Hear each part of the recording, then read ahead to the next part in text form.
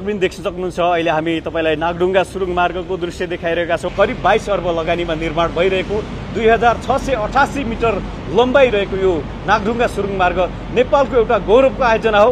यति राम्रो सुरुङ मार्ग यहाँ बनिसकेको छ। नेपालको यो गौरवको आयोजना कस्तो बनेको छ, नेपालको यो सुरुङ मार्ग कस्तो बनेको छ हामी तपाईलाई देखाइरहेका छौं। सुरुङ मार्ग भित्रको दृश्य ओरदेखि परसम्म 2600 मिटर लम्बाइ भएको यो सुरुङ मार्गको सबै भागहरू के कस्तो बनेको छ एकदमै हामी देखाउँदैछौँ। मन्त्रमुग्ध हुनुहुनेछ। हाम्रो देशमा पनि यति राम्रा खालका प्रोजेक्टहरू बन्दा रहेछन् भने पक्कै पनि तपाईलाई लाग्न सक्छ र यो खालको शीतलता पनि हामी यहाँ अनुभूति गरिरहेका छौँ। लोभ लाग्दो दृश्य हामीले तपाईलाई यहाँ देखाइरहेका छौँ। हावाहरू यहाँभित्र ल्याउने गर्दछ यो जेट फ्यानहरूले। विभिन्न खालका फेसिलिटिजहरू यो सुरुङ मार्गभित्र हुने गर्दछ। त्यसकारण पनि यो सुरुङ मार्गभित्र छिर्नको लागि पैसा लाग्नेछ। टेन्डर प्रक्रिया मार्फत काम अगाडि बढ्नेछ। अहिलेसम्म 92% काम सकिसकेको छ। 92% काम सकिँदाखेरि नागढुङ्गा सुरुङ मार्ग कस्तो देखियो भनेर आज हामी देखाउँदैछौँ। धमाधम यहाँ रङ लाउने काम पनि भइरहेको छ। यसलाई चटक्क पार्ने काममा अहिले धमाधम यहाँ कर्मचारीहरू कामदारहरू लागिरहनु भएको छ। विभिन्न सुरक्षाकर्मीहरूको गाडीहरू पनि हिँडिरहेको दृश्य हामीले देखाइरहेका छौँ। खास गरी यो ठाउँमा सुरुङ मार्ग निर्माण गर्दै गर्दाखेरि विभिन्न खालका बाधा अवरोध आएको कारण सुरक्षा कर्मीहरू राखेर यसरी कामहरू गरिरहेको छ। 91-92% हाम्रो फिजिकल प्रोग्रेस सकिएको छ। ट्रान्सपोर्टेसन सुरुङमा चाहिँ तपाईले अक्सिजन मेन्टेन गर्नुपर्छ, तपाईको कार्बन मोनोअक्साइडहरूलाई कन्ट्रोल गर्नु पर्यो, भएको चिजलाई बाहिर फाल्नु पर्यो, त्यसपछि कम्युनिकेसन सिस्टमहरू राख्नु पर्यो, सीसीटीभी क्यामेरा राख्नु पर्यो, एक्सिडेन्ट हुनलाई चाहिँ भयो भने तुरुन्तै रेस्क्यु गर्ने टिम परिचालन गर्नु पर्यो, दुवै साइडमा एम्बुलेन्स राख्नु पर्यो, कहाँ छ हस्पिटल त्यो लानु पर्यो, प्यारामेडिक्सहरू राख्नु पर्यो, सेफ्टी सेक्युरिटीको मान्छेहरू राख्नु पर्यो भनेपछि यति चिजहरू चाहिँ यसको लागि गर्नुपर्ने भएकोले यो चाहिँ सबैभन्दा गाह्रो छ। ट्रान्सपोर्टेसन टनल सुरु गर्दा हामी नयाँ फर्स्ट थियौँ। अहिले भन्नुहुन्छ भने 3-4वटा फास्ट ट्र्याकमा पनि बनिरहेछ, सिद्धबाबामा पनि बनिरहेछ, अरू पनि लाइन छ भनेपछि अब 5-7 वर्षमा त हामीसँग धेरैवटा टनल हुन सक्ने सम्भावना छ। यहाँको अनुभव हामी अन्त सेयर गर्छौँ ताकि त्यो चाहिँ मिल्दोजुल्दो केसमा त्यो चिज कन्सिडर गर्न सकियोस्। हामीले पनि सकेसम्म राम्रो गरौँ भन्ने लागेरै टाइममा सकौँ भन्ने लागेर हुन्छ। कति कुरा अघि मैले एक्सप्लेन गरेँ टेक्निकल कारणले अथवा अरू कुनै कारणले चाहिँ हामीले सोच अनुसार टाइममा नसक्यौँ। कहिले कोभिडको मार पनि यही बेला पर्यो। त्यसले गर्दा हामीले अब 1-1.5 वर्ष हामी ढिलो नै भयौँ। त्यसले गर्दाखेरि हामीले त्यो मामिलामा चाहिँ अब क्षमा पनि चाहन्छौँ होइन। अब ढिलो हुनुको मतलब होइन टाइम बित्नुको मतलब कस्ट पनि इन्क्रिज हुन्छ होइन। त्यो सबै चिज छ। तापनि त्यसको बावजुद पनि हामीले अब अहिले जुन टार्गेट सेट गरेको छौँ त्यो टाइममा हामीले यो वर्षको लास्टसम्ममा चाहिँ हामीले सञ्चालन गर्न सक्यौँ भने चाहिँ अनि एकदम खुसीको कुरा हो। अब चाहिँ टाइममै सकिन्छ। 93% सकिसकेको छ होइन।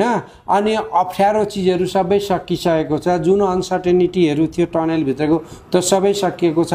अब त रिमेनिङ काम मात्रै यता चौसा उता चोक्टा यता बाँकी रहेको त्यो फिनिसिङ मिलाउने काम हुन्छ। त्यो काम गर्न बहुत गाह्रो हुन्छ होइन। ठ्याक्कै सक्न गाह्रो हुन्छ। बाँकी कामहरू चाहिँ के हो अलिकति भन्नु। अहिलेको मेजर बाँकी काम भनेको चाहिँ 4-5% काम चाहिँ हाम्रो जुन इक्विपमेन्टहरू ल्याएर राख्नुपर्ने छ त्यो हामीले राखिसकेका छौँ। तर के छ भने हाम्रो नियमले हाम्रो डकुमेन्टको अनुसार चाहिँ त्यसलाई आफ्नो पोजिसनमा राखेर जस्तो यो बत्ती बल फिक्स गरे बत्ती बल्नु पर्यो। बत्ती बल्नु त उद्देश्य हो नि त। किनेर ल्याएर टाइट गरेर बत्ती फिक्स गर्नेसम्म काम पनि जबसम्म बत्ती बल्दैन त्यो काउन्ट मानिँदैन। त्यसलाई हामीले कमिसनिङ भन्छौँ। त्यो कमिसनिङ हुन बाँकी चाहिँ हाम्रा ठुल्ठुला इक्विपमेन्टहरू बाँकी छन्। त्यो एकपल्ट कमिसनिङ भएर ओके हुनासाथ हाम्रो एकचोटि 5-7% स्वाटै बढ्छ। बाँकी चाहिँ अरू फिनिसिङहरू काहीँ अब यता बाँकी छ, काहीँ उता पेन्टिङ गर्न बाँकी छ। त्यस्ता चिजहरू हुन्। 2-3% हाम्रो त्यस्तो बाँकी छ। दर्शकवृन्द देख सक्नुहुन्छ यो चाहिँ इभ्याकुएसन टनल अथवा इमर्जेन्सी पर्यो भने चलाउने खालको टनल हो। यो सानो देख्नुहुन्छ तपाईँ र उतापट्टि मेन टनल 2 लेनको छ भने यो चाहिँ सानो छ र केही आपतकालीन उद्धार अथवा केही पर्यो भने प्रयोगको लागि यो टनल हो। यो मेन टनल भने होइन, तपाईँहरू झुक्किन पनि सक्नुहुन्छ। हामी देखाइरहेका छौँ यो यस्तै नै बन्छ र उतापट्टिको मेन टनल भने बनिसकेको दृश्य हामीले देखेका। दर्शकवृन्द अहिले हामी नागढुङ्गा सुरुङ मार्गको के कति प्रगति भयो, कति काम भइसक्यो भनेर अपडेटको लागि नागढुङ्गा सुरुङ मार्ग आयोजनाको कार्यालयमा आएका छौँ। अहिले हाम्रो साथमा consultant engineer Ramesh Koirala sir हुन्छ। सर नमस्कार। नमस्ते। हेलो। सर के छ सर अपडेट के छ नागढुङ्गा सुरुङ मार्ग कति भन्यो एउटा फिजिकल प्रोग्रेस हुन्छ हैन एउटा चाहिँ आर्थिक प्रोग्रेस हुन्छ त्यो बाहेक अरू पनि प्रोग्रेसको नाप्ने तरिकाहरू हुन्छन् तर मुख्यतः हामी यही दुईटा कुरो नाप्छौँ र अहिले पछिल्लो समयअनुसार मार्चको लास्टसम्ममा करिब 91-92% हाम्रो फिजिकल प्रोग्रेस सकिएको छ तर जुन प्रोग्रेस अनुसार पेमेन्टको हिसाब हुन्छ जुन आर्थिक प्रोग्रेस जुन छ त्यो चाहिँ हामी अलिक पछाडी छौँ त्यो चाहिँ करिब 77-78% मात्रै हाम्रो पेमेन्ट भएको छ त्यसको मतलब के छ भने केही काम भइसकेको छ तर पेमेन्ट हुन बाँकी छ हामी भित्र पनि गएर हेर्यौं एकदमै राम्रो टक्क बनिसके जस्तो अनुभूति हामीलाई भयो हैन हजुर तपाईले भन्नुभयो 91-92% काम सकिसक्यो भन्नुभयो अब यो अपरेसन हुन अथवा यो चल्न चाहिँ कहिलेदेखि चल्ला अब के गर्न बाँकी छ यहाँनिर टनल बनाएपछि पनि हाम्रो उद्देश्य त प्राप्ति हुँदैन हामीलाई त त्यहाँबाट चाहिँ ट्रान्सपोर्टेसनहरू त्यहाँबाट चाहिँ सवारी साधन चलाउनुपर्छ अब त्यो सवारी साधन चलाउनको लागि चाहिँ अर्कै एरेन्जमेन्ट हामीले गरिरहेको छौँ अघि नेपाल सरकारले खास गरी नेपाल सरकारले अलग्गै एरेन्जमेन्ट गरिरहेको छ र त्यसको लागि चाहिँ केही डकुमेन्टहरू बनाउनु पर्ने छ केही नीति नियम पोलिसीहरू बनाउनु पर्ने छ त्यो पोलिसी पनि अब कुनै विभागीय लेभलबाट कुनै चाहिँ मन्त्रालय लेभल र कुनै चाहिँ क्याबिनेटको लेभलबाट पनि स्वीकृत गर्नुपर्छ त्यसको बावजुद सबैतिर हाम्रो कम्युनिकेसन भइरहेको छ सिभिल कन्ट्र्याक्टरले अहिले बनाइराख्नु भएको छ उहाँहरूले सकेपछि त्यो सञ्चालन गर्ने अर्को टिम तयार गर्नुपर्छ र त्यो टिमलाई चाहिँ केही समय ट्रेनिङ 1-2 महिना ट्रेनिङ किनभने हाम्रो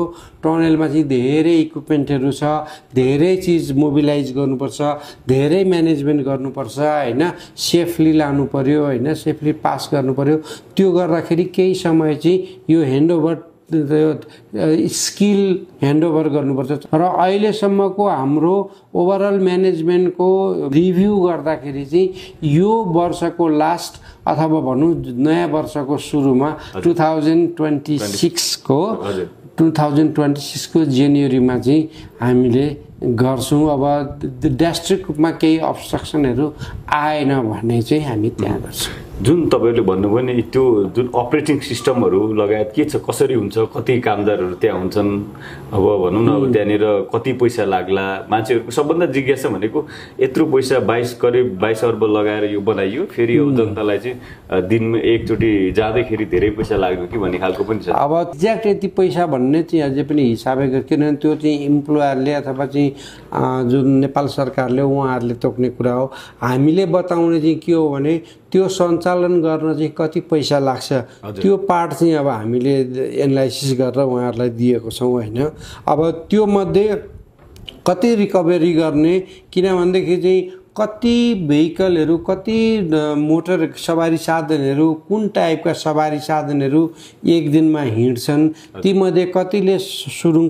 मार्ग प्रयोग गर्छन् कतिले सुरुङभन्दा बाहिरबाट जान्छन् हैन त्यो त हामीले त कम्पलसरी गर्दैनौँ उहाँहरूको आफ्नो इच्छाले उहाँहरूलाई पोसाउने हिसाबले अब हामीले अब धेरै पैसा राख्यौँ भने को जान्छ र टनलमा हैन अब त्यसले गर्दाखेरि हामीले पैसा राख्दा पनि उहाँहरूलाई पोसाउने गरी उहाँहरूको पोसाउने भनेको टनलबाट जाँदा जुन टाइम नाफा भएको छ त्यो टाइम त भनौँ न उदाहरणको लागि आधी घण्टा मोटर छिटो पुग्नु भयो भने त आधी घण्टा त चल्नु परेन नि मोटर त हैन त्यसको इन्जिन बच्यो त्यसको फ्युल बच्यो वेयर एन्ड टियर पार्ट बच्यो मान्छेको समय नै बच्यो अब उदाहरणको लागि त मैले त अब मेरो आधी घण्टा बच्यो भने त मैले अर्को काम गर्न सक्छु हैन अब ती इत्यादि त्यो सबै हिसाब गर्दाखेरि त्यो सवारी साधनलाई फाइदा महसुस हुने गरी रेट फिक्स गर्नुपर्छ महँगो जबरजस्ती बढी पैसा राखेर त उहाँलाई त अप्सन छ नि त नजानलाई पनि त अप्सन छ हैन त्यसले गर्दाखेरि रिजनेबल प्राइस होला तर यो यति नै भन्ने चाहिँ अहिलेसम्म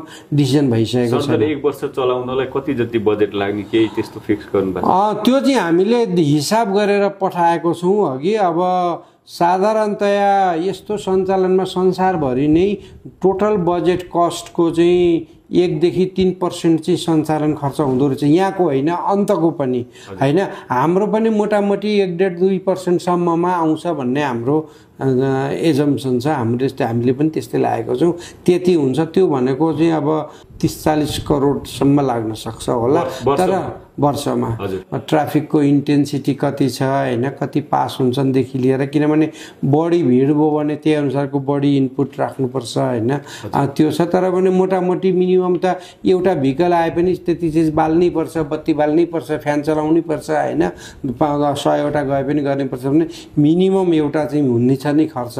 अब म्याक्सिमम चाहिँ अब साइज त्यो भोल्युम अनुसार, ट्राफिकको भोल्युम अनुसार फरक पर्छ। यसरी जुन यो सुरुङ मार्ग बन्दै गर्दा करिब 1 महिना अगाडि पनि हामीले थाहा पाएको थियौँ यो चाहिँ सुरुङ मार्ग बनाउनलाई जुन अवरोध भएको थियो, अहिले पनि हामी जताततै देख्छौँ सुरक्षा कर्मीहरूको उपस्थिति छ, उहाँहरू बसेर चाहिँ यो कामलाई अगाडि बढाइरहेको छ। खासमा यो समस्या चाहिँ के थियो? केही समस्याहरू खानेपानीको, अनि अलिकति कतिलाई के लाग्यो भने तल हामीले टनल बनाउने क्रममा जुन विस्फोटक पदार्थ चलायौँ त्यसले गर्दाखेरि उहाँहरूलाई साउन्ड आयो, बढी आयो, घर पनि क्र्याक हो भन्ने टाइपको चाहिँ कम्प्लेनहरू आएको थियो। खानेपानीको कम्प्लेनमा चाहिँ पहिले सुरुमा चाहिँ उहाँहरूको पानी हाम्रो सुक्यो भन्ने थियो होइन, त्यसपछि हामीले ट्याङ्करबाट सबै घर घरै ट्याङ्करबाट गऱ्यौँ र त्यसको अलावा हामीले चाहिँ खानेपानीको पाइपको सिस्टम पनि हामीले इन्स्टल गऱ्यौँ। सुरुमा राखेको मुहान सुक्यो, टनलको ठ्याक्कै नजिकै परेको थियो होइन। अब हामीले त अब के गर्छौँ भनेदेखि चाहिँ कुनै पनि ठाउँमा चाहिँ पानी छ कि छैन भनेर एउटा सर्टेन एक्सरे ERT भन्छौँ त्यो गर्ने हो, त्यसले देखेको रिपोर्टको आधारमा हामीले डिसिजन गर्ने हो होइन। अब कुनै ठाउँमा के हुन्छ भने पानी प्रशस्त देखाउँछ तर जति छ त्योभन्दा कम देखाएको हुँदो रहेछ, यस्तो धेरै ठाउँमा हुन्छ। हाम्रो ठाउँमा पनि करिब करिब त्यस्तै भयो, हामीलाई पुग्ने पानी त्यसले देखायो होइन। तर यो त अब एक्सरे जस्तो चिज हो, आफूले जान सक्ने कुरो होइन, मेसिनमा भर पर्नुपर्छ होइन। पछि त्यहाँबाट चाहिँ त्यो नआएको कारणले मुहान हामीले चेन्ज गऱ्यौँ, 3टासम्म मुहान बनायौँ। अहिले चाहिँ पानी प्रशस्त आइरहेको छ, सबैलाई पानीको कुनै प्रब्लम होइन। यताउतिबाट कुवासुवाबाट चाहिँ फ्रीमा खाइरहेका थियौँ, अब यत्रो आएर बनाइदियो, हाम्रो एरियामा डिस्टर्ब पनि भयो, यो चाहिँ सधैँ हामीले चाहिँ पैसा नतिरी पाउनुपर्छ भन्ने माग हामीले बुझेको छौँ कि अब जे भने आयोजनाले उहाँहरूको माग सम्बोधन गर्दै अगाडि बढेको सम्बोधन गरिरहेको छ, त्यसमा कुनै छैन। त्यो केसमा पनि हुन्छ। अब तर कतिसम्म के हुन्छ भने पुलिससँग, कति चाहिँ अब खानेपानीसँग रिलेटेड नेपालका अरू अर्गनाइजेसनहरू जस्तो खानेपानी मन्त्रालय नै छ होइन, उहाँहरूको थ्रु जानुपर्छ कि हामीले त त्यस्तो रिक्वेस्ट गरेको हो होइन। किनभने सडक विभागको काम त सडक बनाउने हो नि त, खानेपानी त उहाँहरूले अर्कोलाई दिनुहुन्छ होइन। तर पनि अब केही उहाँहरूलाई अप्ठ्यारो भएको फिल भयो, उहाँहरूलाई लागेका दुःखका कुराहरू उहाँले गर्नुभएको हो, त्यस्तो हामीलाई दुःख दिने, अप्ठ्यारो पार्ने गर्नु भएन। तर हामी आफूलाई लागेका कुरा मर्का भन्नुभएको हो। काम गर्ने अब हाम्रो जुन कन्ट्र्याक्टरहरू हो उहाँलाई त टाइममा सक्नुपर्ने बाध्यता छ, उनीहरूको गाडी घोडा बसिरहेको हुन्छ होइन। त्यसले गर्दाखेरि त्यो रोक्नुपर्ने, उहाँहरूले भने पनि नभने पनि दायित्व त सरकारको हो, किनभने काम नगरिकन बसेपछि त्यसलाई त पे गर्नु पर्यो, सरकारलाई त घाटा पर्यो।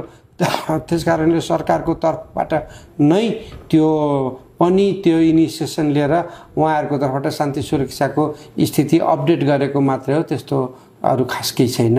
हाम्रा आफ्ना टेक्निकल समस्या पनि हुन्छन्, किनभने हामीले जमिन मुनिको काम सबै ठाउँमा त एउटा ढुङ्गा खोस्रेर त हेर्न सकिँदैन। तपाईँ 1 फिट वरर 1 फिट परै तपाईँको ढुङ्गा फरक पर्छ, रक फरक पर्छ। जुनसुकै टनलमा पनि यो अनिश्चितता अथवा अनसर्टेनिटी अथवा अनफोर्सिन कन्डिसन त्यो चाहिँ व्यापक हुन्छ। हामी सिक्दै त्यो लर्निङ बाई डुइङ भन्छ नि, त्यस्तो छौँ। फेरि हाम्रो यहाँको चिज अर्को देशमा ठ्याक्कै मिल्दैन, अर्को देशको सिचुएसन ठ्याक्कै यहाँ मिल्दैन। यो हाम्रै आफ्नो ओरिजिनालिटी हुन्छ।